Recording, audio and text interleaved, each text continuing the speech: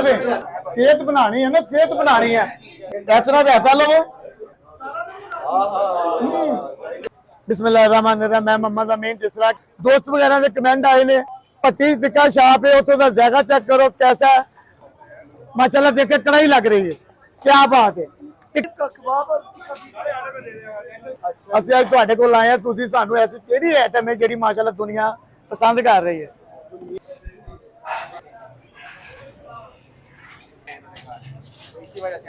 अल्लाह जी माशाल्लाह जी देखें क्या बात। लो जी दही जी,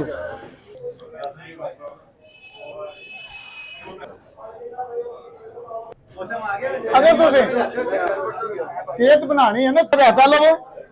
ये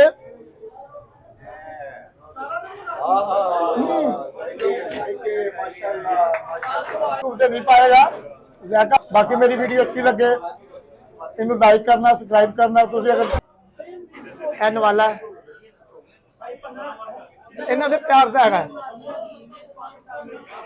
और किसी किस्म में मिलता है।